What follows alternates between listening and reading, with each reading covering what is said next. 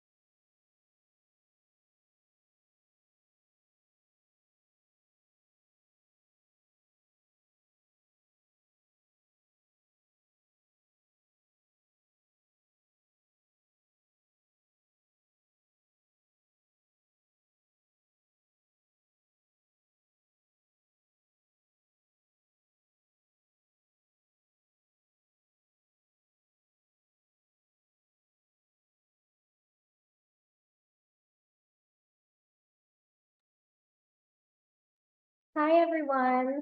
How are you doing? My stand in frame. I'll probably make it a little more appealing to everyone. We've got about one more minute until 12 o'clock, but we'll get started right at 12 just to be respectful of everyone's time here. For those of you who are here in person, as promised, there's some mojito fruit salad, alcohol-free. HR is here in the back, and the recipe I will send out to all of those attending virtually if you want to make this at home. It's appropriate this time of year. So just some housekeeping for those of you joining right now virtually, just make sure to mute yourselves and turn your cameras off. Oh, you can leave them on if you really want to, but mute yourselves, that would be great. And yeah. Okay, so in a second.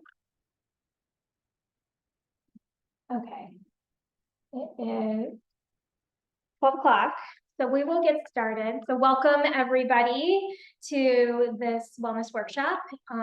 We're My Way to Health, and the topic for today is healthy sleep habits. So sleep is such a cornerstone of our health and well-being, where we'll get into that. But I first wanted to just introduce who we are, give a reminder for those of you who might be familiar with My Way to Health. So this is our mission at My Way to Health. Our mission is to help individuals champion strengths, overcome barriers, and create supportive networks to improve their health and quality of life. And that's something we really try to support in all things that we offer, whether it's our one-on-ones, wellness workshops, but just offer a variety of ways to support your health. And this is our team. So we've got a few of us here in person. Dr. Denise Wolfley, this is her lab, and all of our curriculum is based on her decades of research to support what we talk about. So we have our expertise as registered dietitians, but it's really supported by the research, and the evidence supports what we have to share. Holly Boger is in the back. She is our manager. Maggie is here running mission control. Lisa is our lead dietitian, and she's supporting us virtually today. So she'll be manning the chat. And then there's the rest of our team. Some of you might recognize if you do wellness consultations or one-on-ones with any of these dietitians. But yeah, this is our team. And I wanted to talk a bit about how you can work with My Way to Health in addition to our wellness workshops. The wellness consultations are ways to work with us one-on-one. Any benefits eligible employee and their immediate family members can work with us on any health or wellness topic. So it could be meal planning, physical activity, stress, sleep. We do our appointments in person here at the MCC. We do Zoom appointments, we do phone appointments. So we really try to accommodate what's going to make things most convenient for you. And it's a completely confidential and completely free benefit. We also have a program called My Way to a Healthy Weight, and that is a year-long, more intensive program. If you are benefits eligible or your immediate family members, you have a BMI of 25 or greater and a desire to lose weight, you can qualify for this free program. You work with dietitians one-on-one for a year. in different phases. It starts out as weekly one-on-one sessions, and as each phase progresses, it turns into you get group support as well as one-on-one support to really help you build habits that are lasting.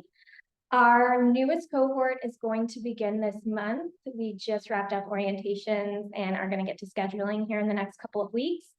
If you are like, whoa, what? I want to do that, or you end up on the wait list, our next orientation will be in December because the next cohort is going to begin in January. And we'll have more information on how to connect with us at the end if you have any questions about any of this.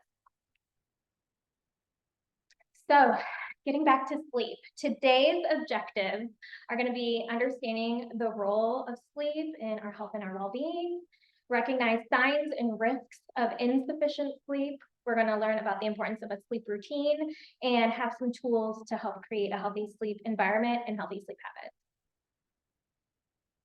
So to get started here, I wanted to pose a question to the group. I'll start with the people who are here in person and then those of you who are attending via Zoom. But I want to know, what are the benefits that you notice in your life when you are well rested?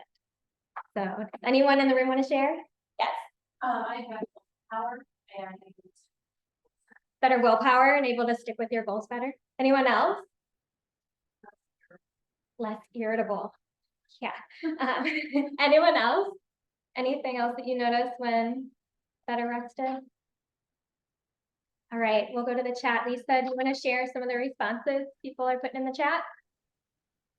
Sure, we're getting quite a few here.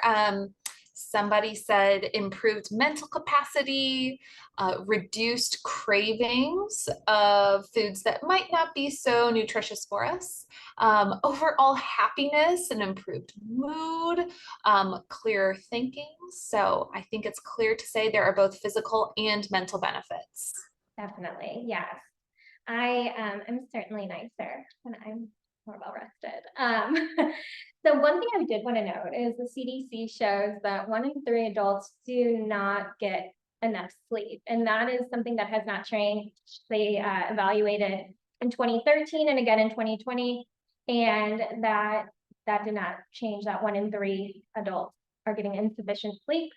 If you have a difficult time staying awake for the duration of your day, that can be an indication that you're not getting enough sleep.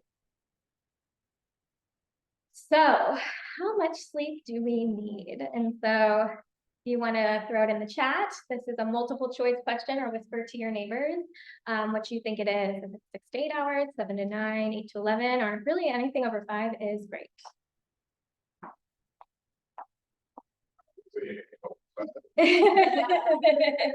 Anything over 5 is great. So I know that's not right. no. It's 7 to 9. That is what research supports for the health benefits here. Is that supposed to be uninterrupted? Ideally, yes, we're not piecing it together. Yes, ideally uninterrupted 7 to 9 hours sleep. And that's a really good question because we'll get into the benefits of continuous sleep as opposed to piecing together our hours too.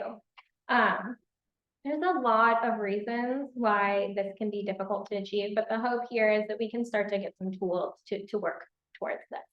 We are big proponents of stepwise towards the goal, not just like, all right, get that goal tomorrow. So why sleep is so essential. Love a Venn diagram. This Venn diagram really shows the pillars of our health and well-being physically, and sleep is so important. Sleep is going to give us the energy, not only to get through our days, but to handle our responsibilities, both personally and professionally. It also gives us the energy to do the other things we want to do for our physical health, whether that's make dinner or work out or something else like that. So sleep is so important for those tenets. It also has cognitive benefits. We concentrate better, we remember things better, we're nicer when we're well rested and make better decisions, more clear-headed. Physically, when we get good sleep, it's more restorative.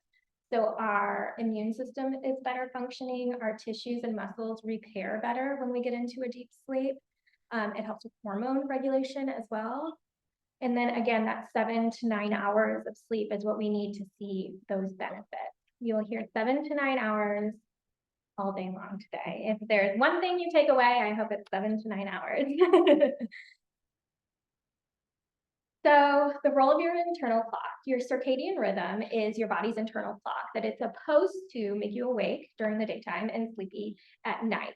If your circadian rhythm is well regulated, that helps support this adequate sleep to help you fall asleep and stay asleep, but also help you be awake during the daytime. The one thing to consider, and we'll get into this a little bit more deeply, is that certain things can really interfere with our circadian rhythm and naturally or get in the way of our body's natural ability for this sleep and wake cycle. And we will talk a bit more about those, but we are set up to try and do that naturally. So this is what a typical 8-hour sleep cycle is like. There's different stages of sleep. So stage 1 is immediately after falling asleep, and it lasts about 7 minutes. You're very easily woken up. That is when your kids wake up, right after you fall asleep. This is the phase where you just start nodding off, your eye movements start to slow down, but you are easily woken up. Stage 2 is still light, and there's some changes in your wavelengths that your brain emits. And this is essentially, if you do a power nap where you can like feel a little well rested, you go through stages 1 and 2 of your sleep cycle.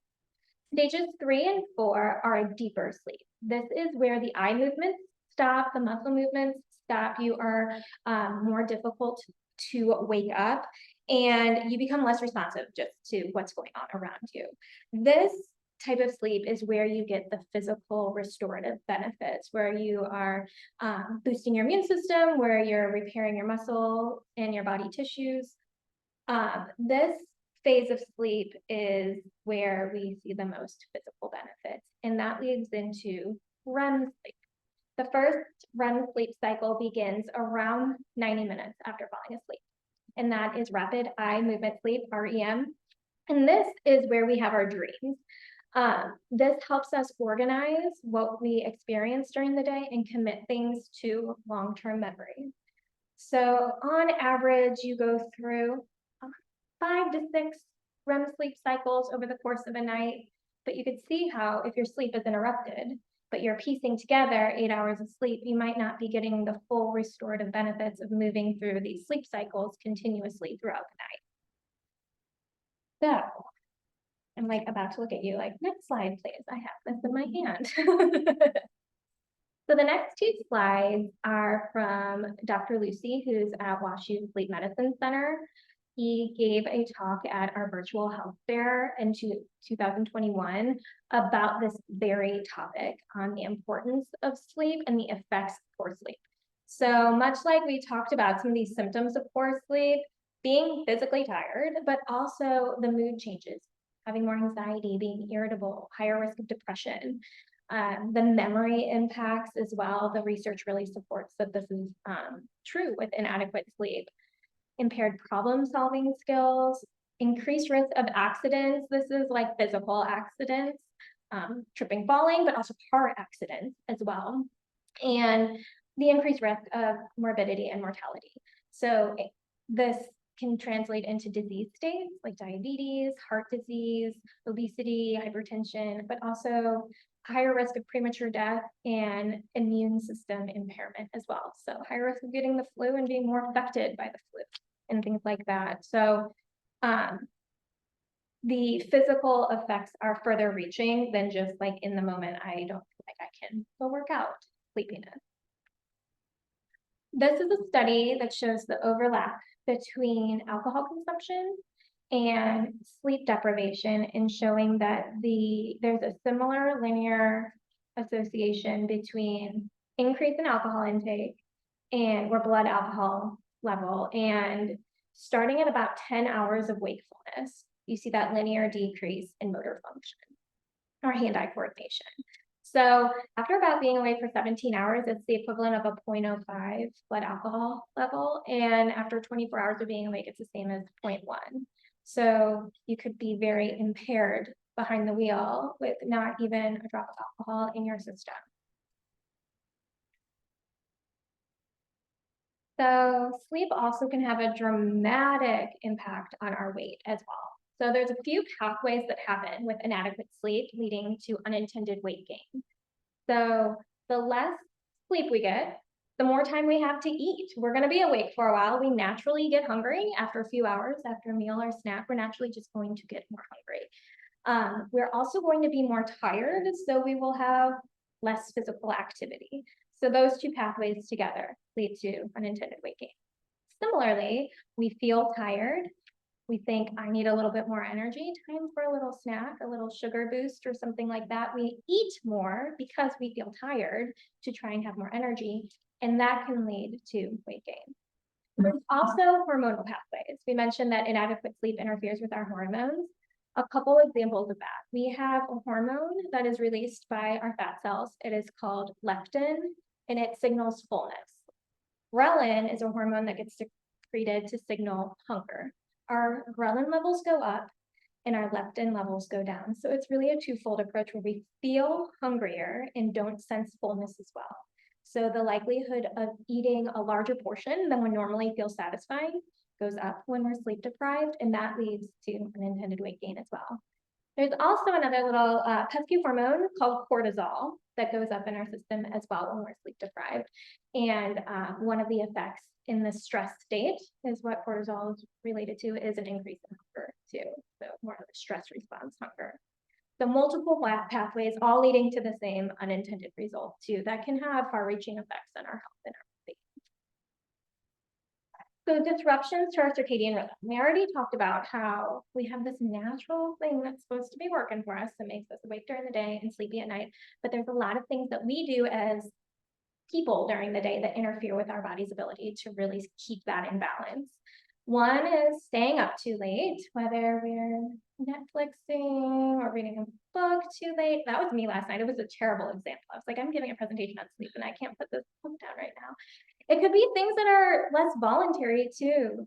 Kids, a heavy workload, thing we're just trying to catch up. Someone needs like clean socks tomorrow kind of thing too. But staying up too late, getting up too early for many of these same reasons, work day, trying to get a workout in the morning because that's the only time we have where we're sacrificing one area of health for another. Waking up too late. Has anybody had the experience where they sleep too long and then they're just so tired all day long, and then they have a harder time falling asleep at night? Cycle. There's also travel, substances like caffeine and alcohol that interfere with our circadian rhythm, electronic use, which we'll dive into a little bit more as well. Eating at night, food is fuel and energy. We give ourselves a nice little energy boost right before bed. And then there's other things that might be a little bit outside of our control, like having a work schedule that's more like shift work, where you work into the night or overnights that are counter to what our body naturally wants to do, and having inconsistent sleep patterns. This is another thing that we'll dive into in the coming slides about having regularity in our patterns from day to day. So what contributes to lack of sleep? Long work hours, caffeine and alcohol. So caffeine is a stimulant. So there's been research to show that having caffeine within 6 hours of going to bed can actually lessen sleep time by 1 hour. So having caffeine too close to bedtime. Alcohol, we'll talk about a little bit more, but also doesn't give great quality of sleep. Stress. Screen time, sleeping later on the weekends than we do during the week because we feel like we've got to catch up. Research shows that actually doing that on the weekend, where you try and, we've been getting more than 5 is great during the week, and trying to get that 7 to 9 plus on the weekends further disrupts our circadian rhythm and makes it even more difficult to have a regular sleep schedule during the work week. So in the coming slides, we're going to talk about creating sleep routines. It can really improve the quality of sleep and length of sleep, put you in the driver's seat a little bit more instead of just getting to bed and being like, no, I can't fall asleep. What's the problem? It helps kind of create an environment to support healthy sleep. We'll get into the actual physical sleep environment, the consistency of it, electronic use, the substances. It says caffeine there. We'll talk about a few others. Physical activity timing and some calming activities that we can use too. So the sleep environment, we want it to be comfortable and relaxing. Low noise, but not too low noise here. So this is where some individuality comes into play. So if it is too quiet and you can't sleep, you might benefit from using a humidifier, a fan, a sound machine, or something like that that can block out outside noise or create more of a calming space for you to be able to tune out and go to sleep. It should be dark and cool. So if anyone else has a husband who wants it at 75 at night, that is not supportive of healthy sleep. And you can tell them that came from a professional. So no electronics in the bedroom. So we're not finishing up some emails or doing some scrolling right before bed, no watching TV or anything like that. That really interferes with our body's ability to naturally go to sleep. And no pets. And this is like if your pet interferes with your sleep kind of thing. If your dog is up and down or your cat races across your face in the middle of the night or things like that, the pets need to be removed from the bedroom. If you've got a beggar that will just scratch at your door, perhaps they need to be put behind a different door so that they're not waking you up. If your pets aren't interfering with your sleep, you can leave them in there, but you're not supposed to have them in there if they're waking you up. And my dog's still in my room, but she's good. And keep that space just for sleep or intimacy. And the reason for that is how our brain associates that space is going to impact our ability to fall asleep. This is like your snack spot where you're crunching on crackers right before bed, you're going to start associating that space with those things. As soon as you get to bed, man, I can really use a snack kind of feeling too. So if we keep that space for what it's intended for, it'll help support naturally being able to fall asleep a bit better. Next is a sleep schedule. So I mentioned that keeping the same routine 7 days a week really helps balance out and keep your circadian rhythm in check. We know that we don't bank sleep. We can't store up a whole bunch on the weekend to use throughout the week. So having the same bedtime 7 days a week is really encouraged. Everyone's life is a little bit different and might need a little bit of variability, but that is the recommendation to get the best quality of sleep.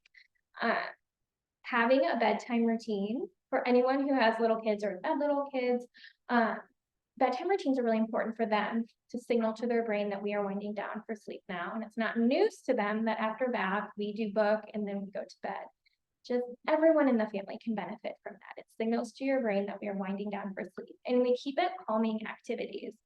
So we'll talk a little bit more about how to build out a sleep routine, but it should look pretty similar each night. And having everyone on board with following that too can help just come back to that network of support, whether it's your partner, your kids, a roommate, and even letting people know in your life who are outside of that, hey, don't call me at 10 p.m. I am meditating then and I will not be answering. So creating that network of support is so important to help you support that goal too.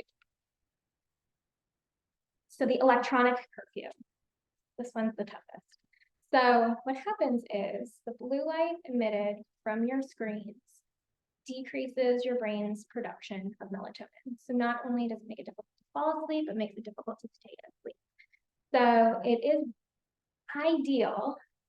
This is what the research says. This isn't me, but 1 to 2 hours before bed, no screen. At minimum, 30 minutes. So we can work towards that.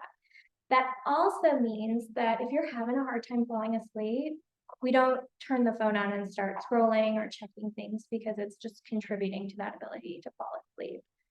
Some things you can try is setting a specific time that this is screens out. You can even like set an alarm to go off like 15 minutes, like get to a good stopping point, or we're wrapping this up, and keeping your phone out, even off the bedside table, if it's almost a habit to reach for, if you find yourself waking up in the middle of the night or unable to fall asleep where it's not even within arm's reach, might help you get out of bed in the morning too, if that's your alarm source, to get out of bed and go across the room to get it out.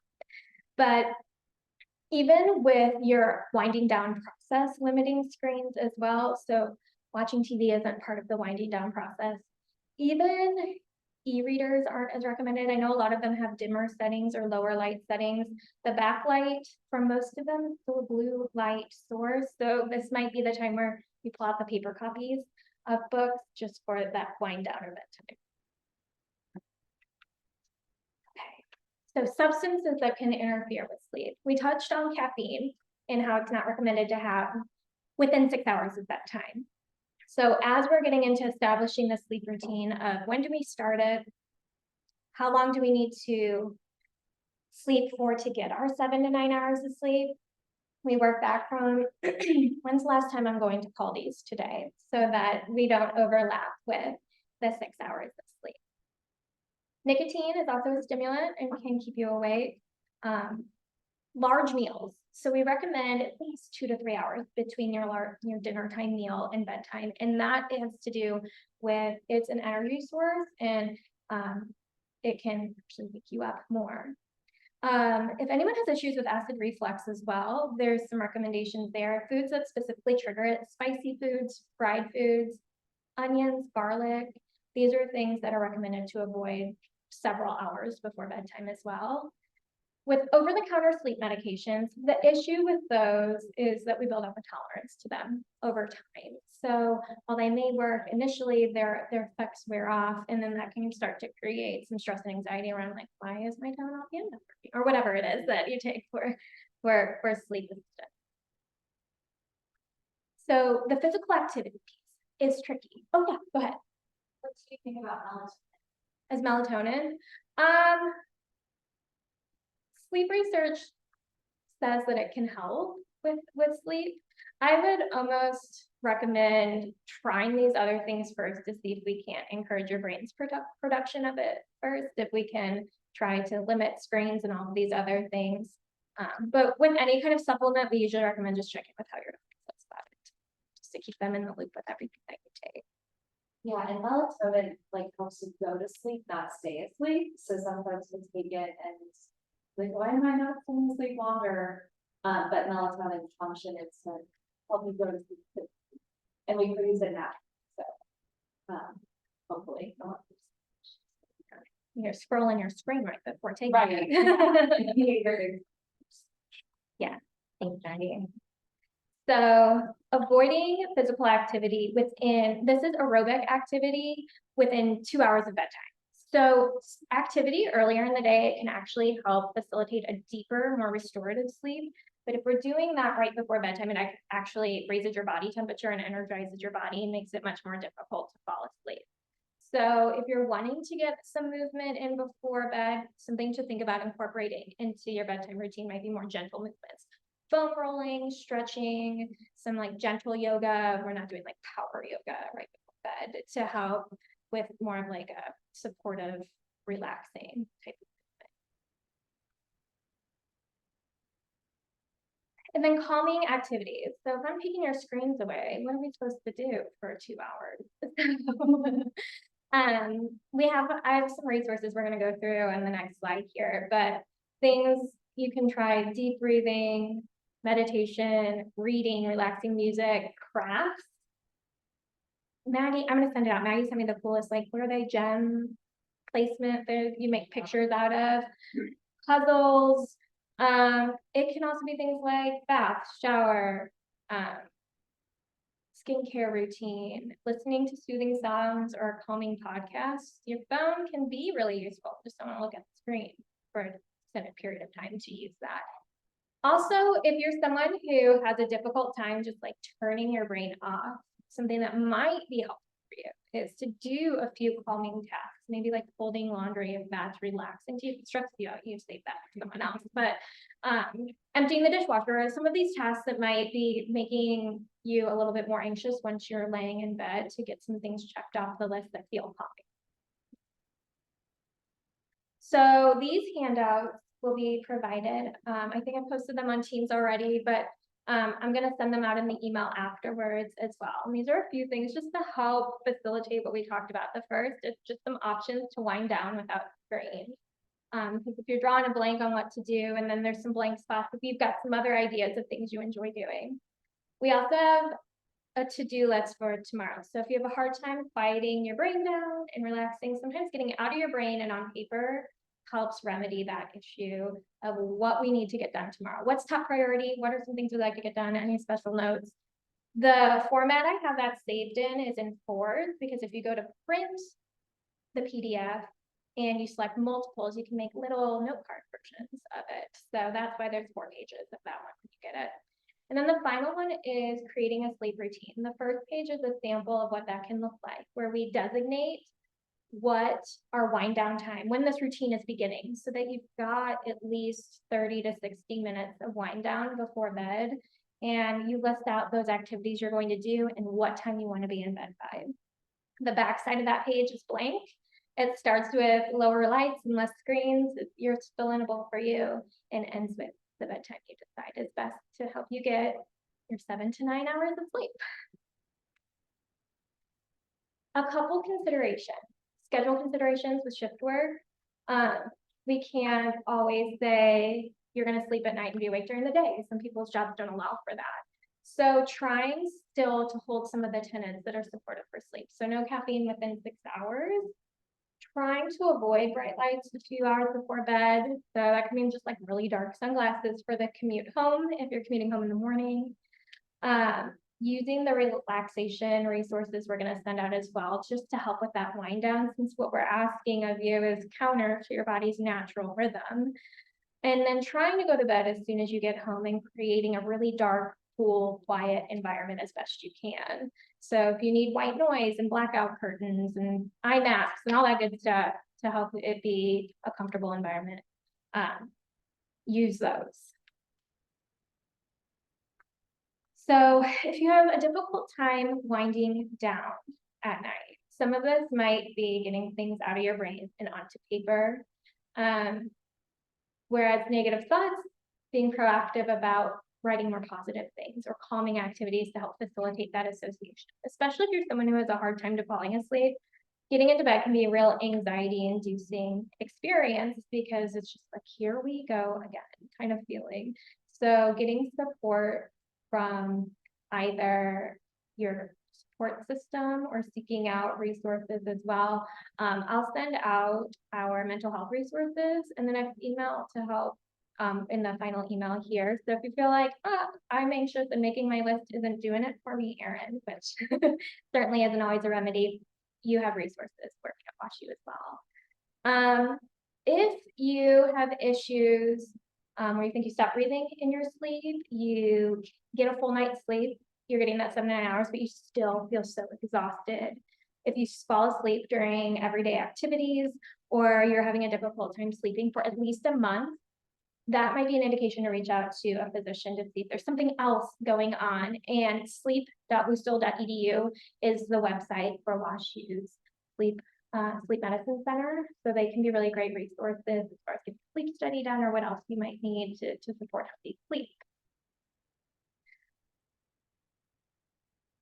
So some other things to continue or to consider that might not fit into all of these categories: revamping your alarm sound. Instead of that like terrible like fire alarm sound or something else you might be using, maybe make it your favorite song, something a little bit more soothing and encouraging for waking up in the morning.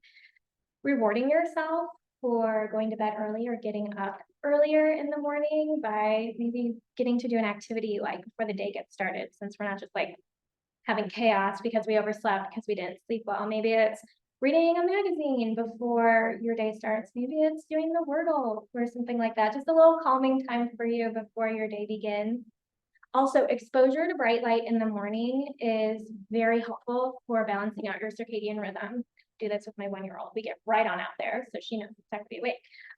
But that could mean having coffee on your front porch. That can mean going for a walk in the morning or walking that poor pet that you locked out of your room, just to get that sunlight early in the morning. Now, getting into bed if you are not sleepy is not recommended because you're not going to be able to fall asleep. So it's encouraged to hopefully have some calming activities leading into bedtime so you can fall asleep. If you are just wide awake, we might need some tweaks to that routine and that schedule to help. If you do not fall asleep within 20 minutes, get out of bed. Go do something calming on the couch in low light, preferably not with screens, and then give it another go when you start to feel sleepy again. So that can be a really helpful tip so that you're not tossing and turning in bed for hours. You're not sleeping anyway, so you may as well encourage that sleep with a calming activity instead of letting that stress build. And then one final note is reducing fluid intake right before bed, just so we can try to minimize physical interruptions in the middle of the night, having to go to the bathroom. A couple other notes with travel. Travel can be a big interrupter of our sleep routines. So a few tips with that, as best you can, trying to continue the sleep routine as far as bedtime and wake time, if that's at all possible. And then packing things that can help support good sleep. So if you need an eye mask or earplugs or a portable sound machine, a pillow from home that's more comfortable or things like that, just to help encourage sleep and create an environment that's more familiar. And then trying to keep your physical activity during the day, whether you're traveling for work or for enjoyment. I mean, if there's an opportunity to be more active earlier in the day, that does help with sleep quality. So I'm going to send this out in the resources as well, and it's a tool to assess your sleep. It's recommended to fill this in the morning, not like what we're hoping. We're not manifesting here. This is like a true report of what happened, what time you went to sleep, what time you woke up, how the sleep quality was, and how you felt. This can be really helpful in identifying any patterns, but also can be useful information if you're having sustained sleep issues to be able to bring this information to your physician. So as promised, here's how you reach us. If you would like to participate with us in My Way to Health, whether that is a 30-minute wellness consultation, or you're interested in My Way to Healthy Weight, there's some links here. They will also be provided in the email. So our website is a great place to go for all of that. And then our email is mywaytohealth.wustl.edu. Lisa, if you want to put those links in the chat as well, so they're clickable for people. Those are great ways to reach out to us. But I would like to turn it over to you guys. If you have any questions, we'll start with the room and then we'll move to the chat. Yeah. Yeah. I mean, we even went so far as recently, I'm with Ben with sleeping. He bought something to wear that's supposed to help him. He's been tearing it off in the middle of the night and playing on. Yeah, he's gotta go. No, I'm gonna. He might benefit from a sleep study as well. So if whatever he bought is not working, there's multiple options. So if your partner is having issues, they might benefit from a sleep study as well. So if any of these things are applying to them with sustained sleep issues, things like that, referring to sleep medicine doctor might be really helpful for them. Anyone else? Yes. Do blue light glasses, are they effective? They are helpful. One thing I'm not sure of is the research to support just how much is minimized. I'm sure they're helpful though. But I'll do a little research as far as improvement with sleep and things like that too. They do block some, but it's still also a stimulating source for your brain too, blue light or not, when you're taking in information from a screen like social media or watching things. It is more stimulating for your brain going into sleep time. Oh, Erin, I have a question. Yeah. This is April. What do you do if you have a child whose sleep patterns are totally off and that they fall asleep during the day but could not sleep at night? How do you go about getting that turned around, especially when you need to, go back to school and, manage daytime activities? Yeah. So depending on the child's age, there's some. And this is a teenager, I guess. A teenager. Okay, so their wake windows should be adequate for staying awake. That might be a talk for the pediatrician as well, because what's likely happening is this cycle of staying up too late and then unable to stay awake during the day. So they're taking a nap that is interfering with their ability to fall asleep at night, and they're stuck in this cycle. So it might be worth talking to their pediatrician to see if they have some tips for helping.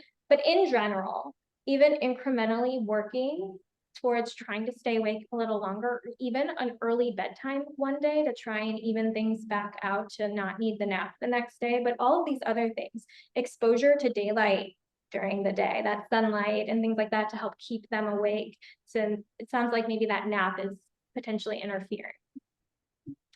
Thank you. No problem. Anyone else in the room have any questions? Lisa, were there some questions in the chat? Yes, definitely have a couple of great questions. I'll start with a more logistical question. A few folks have asked if you will be sharing the slides from today's presentation with the materials that you will be sending in your email? Absolutely, I can do that. Yes. Excellent. Okay, and then I'll move through in the order which they were received.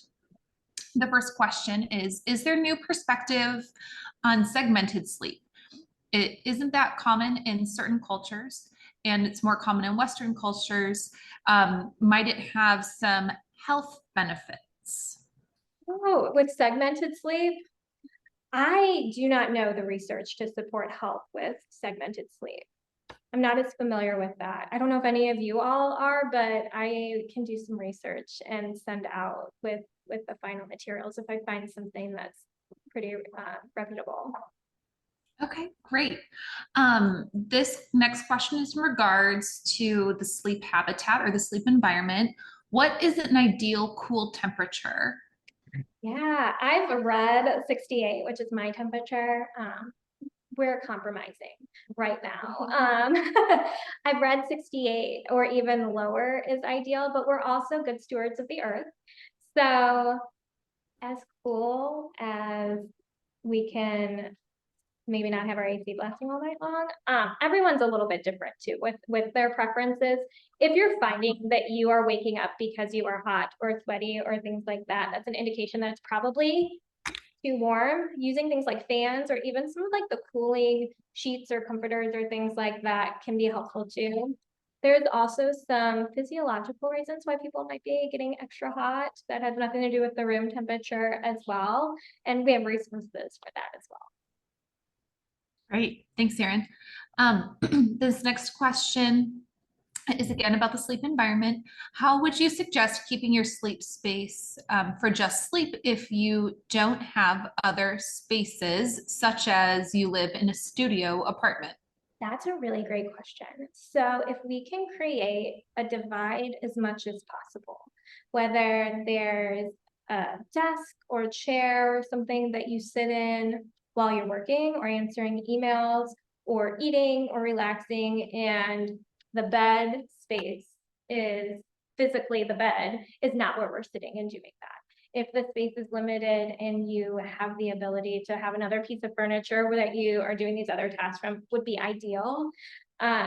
If not, let's not get all snuggled in bed while we're doing work or things like that. Maybe trying to make your bed and sit on the edge and things like that. So if proximity is more of an issue, or that the space itself is trying to create a separation in how the space is used. Great suggestions. There was a question about blue light glasses, but I think you did a great job of speaking to how those work and when to use them. When tracking your sleep, there were a few questions on that. First question was, is there a best sleep tracker, such as a Fitbit or another wearable device? And then a follow-up question would be to, is it important to note how many times you wake up during the night when tracking your sleep? I think it can be helpful for tracking quality if you're waking up once as opposed to multiple times, yes. So working backwards.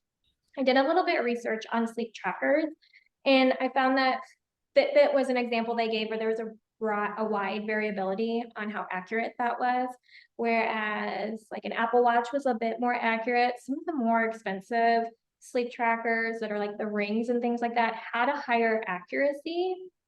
However, data points are great. If you're like, I'm getting X amount of hours of sleep and I'm not feeling great, our body cues are so reliable and important. There's a variation in how many hours. 7 to 9 hours is a 2 hour span where everyone's a little bit different. So I can send out the kind of some of the ones that were found to be more accurate, but we don't want that to interfere with your ability to sleep. If you're like checking your phone to track it, or it's creating stress, or it's kind of becoming overwhelming or all consuming, then it's kind of counterintuitive for what it should be doing. Next question, is it recommended to use the eye mask regularly or only while traveling? That is up to you. So if you, let's say you and your partner maybe go to bed at different times and someone's got a light on in the house and you prefer it dark, eye masks can be really useful. But it's kind of up to you on how you prefer to sleep. If you need it to be completely blackout dark and that's not an option, they can be really useful, but there's not really a recommendation for how often to use them. It's just if it's a tool to use to help create a more conducive sleep environment. Is there a normal number of times that it's expected you would wake up during the middle of the night? None is what's ideal. 0. Great. All right, next question. Any suggestions in regards to insomnia during pregnancy?